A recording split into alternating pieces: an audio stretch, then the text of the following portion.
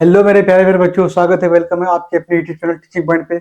आज हम जो है त्रिभुज के बारे में, ट्रायंगल के बारे में कुछ बताने वाले हैं, कुछ फैक्ट्स बताने वाले हैं जो आपके एग्जाम में सीधे के सीधे पूछे जाते हैं। ये वीडियो ज्यादा आपका लंबा नहीं होगा, बहुत ही छोटा वीडियो होगा।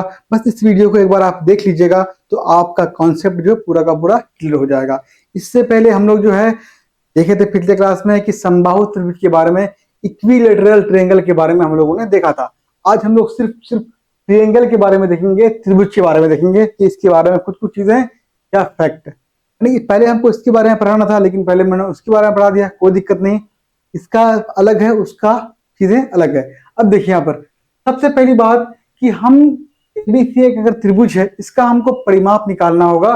तो परिमाप क्या करते हैं, हम तीनों भुजा को हम लोग जोड़ते हैं। तो परिमाप जो पैरामीटर होता है वो ए बी और सी तीनों भुजा को आप जोड़ देंगे तो उसका क्या निकल के आ जाएगा, परिमाप निकल करके आ जाएगा।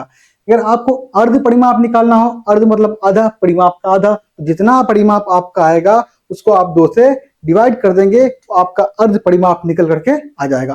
समझ गए आप कि ए बी सी परिमाप हो गया, उसको आप 2 से डिवाइड करेंगे तो आ जाएगा अर्ध परिमाप। तो यहाँ पे लिखा है कि अर्ध परिमाप यानी सेमी पेरीमीटर होता है A plus B plus C by 2। यहाँ ए बी सी क्या है, भुजा है, राइट। अगर हम फिर आगे बात करें, हम क्षेत्रफल की बात करें, देखिए ये त्रिभुज है। अब ये त्रिभुज जो है वो डिक्लेयर क्या बने कि किस तरह का त्रिभुज है। रैंडमली कोई भी आपका त्रिभुज है ये, ठीक है, जिसमें आपको ना ए की भुजा अलग है, बी की भुजा अलग है, सी की भुजा अलग है। मान लीजिए कि एक अलग अलग भुजा वाली त्रिभुज है, इसकी भुजा का मान हमको सटीक, यानी कि अगर सेम रहता तो हम समबाहु कहते, दो भुजा बराबर होता तो हम समद्विबाहु त्रिभुज कहते। लेकिन रैंडम एक त्रिभुज है, ठीक है। अगर रैंडम कोई त्रिभुज रहे तो आपको अगर मान निकालना हो तो कैसे निकालेंगे। अब देखिए आगे बढ़ते हैं। आपको अगर क्षेत्रफल निकालना हो, अगर तीनों भुजा आपका अलग अलग दिया हुआ हो, ठीक है, एक का मान ए है, एक का मान बी है, एक का मान सी है, तो आपके पास अगर भुजा का मान दिया हुआ है तो आप जो है इस फॉर्मूला का इस्तेमाल करके निकाल सकते हैं मान। क्या फॉर्मूला है, S into S minus A S minus B S minus C. Yes क्या है, वो अर्ध परिमाप है। सवाल मन में आएगा ना कि ए बी सी तो हमको समझ में आया, ए पहली भुजा है, बी दूसरी भुजा है और सी आपका तीसरी भुजा है। लेकिन ये आपका यस क्या है, तो यस आपका जो वो अर्ध परिमाप होगा। परिमाप मत कीजिएगा, सेमी पैरामीटर कीजिएगा। जितना परिमाप आएगा, अब परिमाप कैसे आएगा, अगर आपको ए का मान पता है, बी का मान पता है, सी का मान पता है, तीनों को आप जोड़ लेंगे और उसको 2 से डिवाइड कर देंगे तो आपका एस निकल करके आ जाएगा। तो क्या करेंगे, एस इंटू यस से एक बार ए को घटाएंगे, बीच में मल्टीप्लाई है, फिर एस से बी को घटाएंगे, बी के मान को, फिर मल्टीप्लाई, एस से आप सी के मान को घटाएंगे। इस पूरा में क्या रूट है, इसको हल करेंगे तो आपका एरिया निकल करके आ जाएगा। तो आप लोग हीरोन्स फॉर्मूला भी कहते हैं, ठीक है, पढ़े होंगे आप लोग।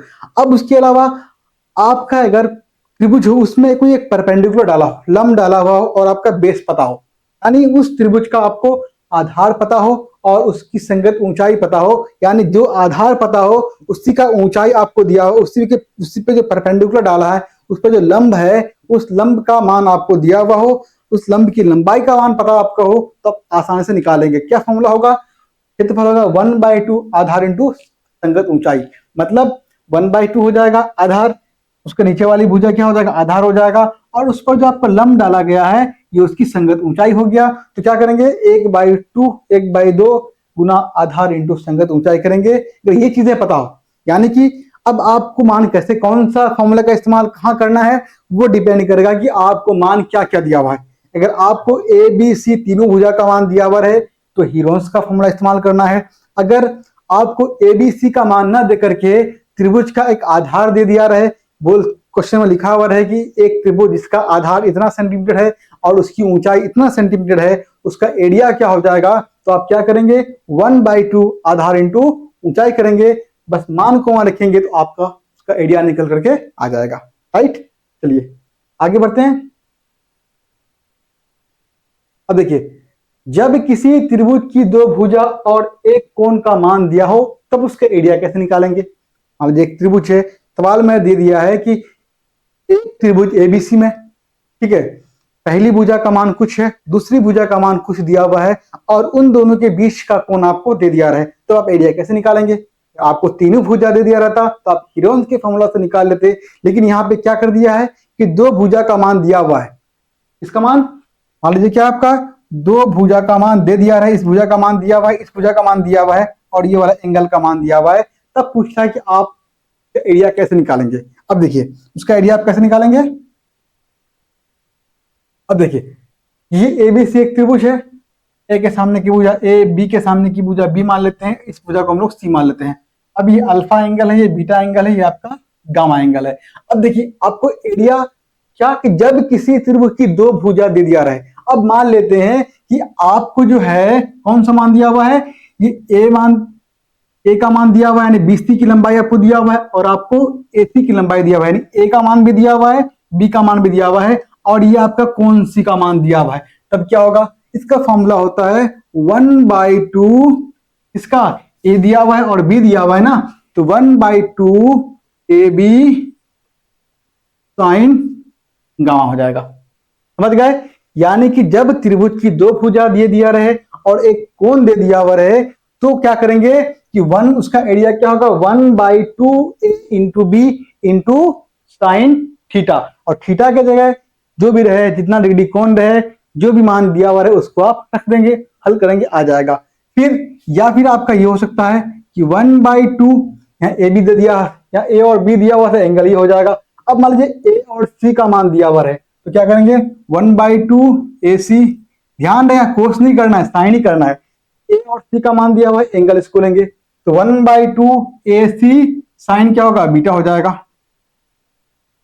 ठीक है। या फिर आपको दे दिया रहे 1/2 ये वाले भुजा का मान पता है, ये वाली भुजा का मान पता है, 1/2 बी सी क्या होगा साइन अल्फा हो जाएगा। यानी कि देखिए इस ये भी अलग है, ये भी आपका अलग है, ये भी अलग है, बस आपको जो चीजें दिया हुआ रहे बस दो अगर भुजा का मान दे दिया रहे एक कोण दे दिया रहे तो आप आसानी के साथ उसका एरिया फाइंड आउट कर लेंगे। कैसे निकालेंगे 1/2 जो दो भुजा का मान दे दिया हुआ रहेगा उन दोनों भुजाओं को मल्टीप्लाई करेंगे और गुना के रूप में एंगल जितना डिग्री रहेगा, मान लीजिए 30 डिग्री का एंगल दिया हुआ है तो साइन 30 करेंगे और साइन 30 के मान को उसकी जगह पुट करके उसको हल करेंगे तो आपका एरिया निकल करके आ जाएगा। राइट। अब देखिए अब क्या आपका हो सकता है जब त्रिभुज समकोण हो तब, अगर त्रिभुज आपका समकोण हो, ये त्रिभुज एबीसी एक समकोण त्रिभुज है यानी बीसी पर जो है एसी आपका लंब है परपेंडिकुलर है, इसको हम लोग क्या बोलते हैं समकोण त्रिभुज कहते हैं। अब इस समकोण त्रिभुज का फॉर्मूला आपसे पूछे तो आप क्या कहेंगे 1/2 क्या होगा आधार इंटू क्या हो जाएगा बताइए आप, ऊंचाई हो जाएगा। मतलब क्या होगा 1/2 आधार कितना है ए है, ऊंचाई कितना आपका है बी है, मतलब 1/2 ए इंटू बी हो जाएगा। यानी कि आधार को और परपेंडिकुलर को मल्टीप्लाई करके 2 से डिवाइड कर देंगे आपका एरिया निकल करके आ जाएगा। समझ गए। यानी ये फॉर्मूला जो है किसी भी त्रिभुज के लिए लागू होगा अगर उसका एक आधार दे दिया रहे और उस पर जो परपेंडिकुलर होगा लंब डाला होगा उसका मान अगर आपको दिया हुआ रहे तो। समझ गए आप। चलिए आगे बढ़ते हैं ना। अब अगला सवाल है, अगला पॉइंट है कि जब त्रिभुज की परिमाप और त्रिज्या दिया हो तो क्षेत्रफल कैसे निकालेंगे। अब मान लीजिए त्रिभुज दिया रहे और उसका क्या दिया हुआ है त्रिभुज का परिमाप दिया हुआ है और आपको त्रिज्या दिया हुआ है। ये कौन त्रिज्या की बात कर रहा है, ये अंत त्रिज्या की बात कर रहा है। ये कौन सी त्रिज्या की बात कर रहा है, ये अंत त्रिज्या की बात कर रहा है। जब किसी त्रिभुज की जब त्रिभुज की परिमाप और अंत त्रिज्या दे दिया रहे तो क्षेत्रफल कैसे निकालेंगे। तो तरीका क्या क्या क्या क्वेश्चन में है कि जब त्रिभुज का परिमाप दिया हुआ है ए बी सी तीनों का आपको योग दे दिया रहे, ठीक है ए बी सी आपको दिया हुआ है और उस त्रिभुज के अंदर में अगर वृत्त हो और उस वृत्त का आपको रेडियस पता हो त्रिज्या पता हो तो क्या करेंगे आप परिमाप को आधा करेंगे और उसको आर से जो रेडियस होगा उसको उससे मल्टीप्लाई कर देंगे। मन में आया नहीं आया।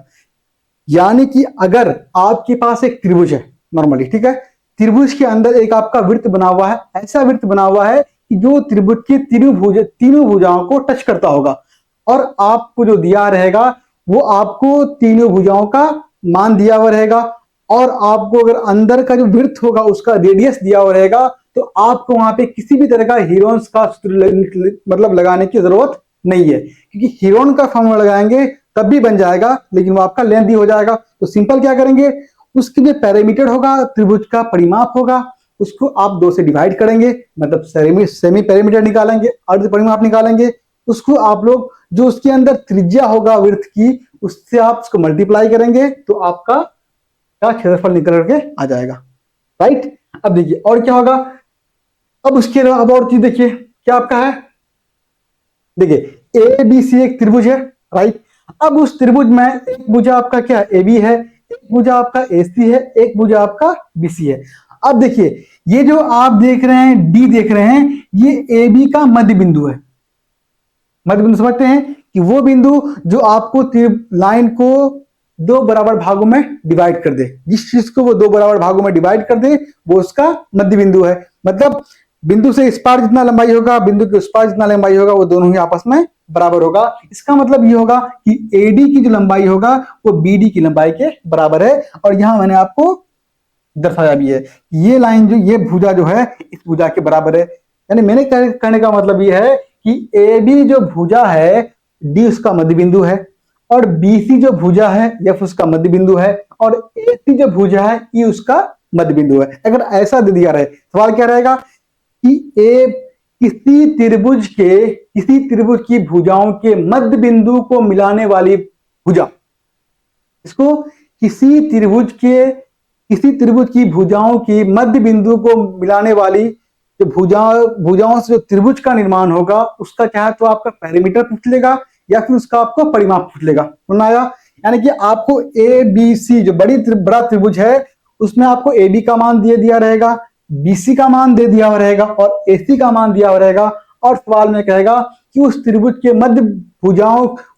भुजाओं के मध्य बिंदु को मिलाकर जो त्रिभुज बनेगा, मध्य बिंदु को मिलाकर जो आपको त्रिभुज बनेगा उसका परिमाप कितना हो जाएगा। याद रखिएगा, बस कुछ नहीं करना है, एबीसी का जो परिमाप होगा उसका आधा कर देंगे। समझ में आया कि जो छोटा वाला त्रिभुज होगा बड़े वाले त्रिभुज का परिमाप बड़े वाले से आधा हो जाएगा। समझ गए?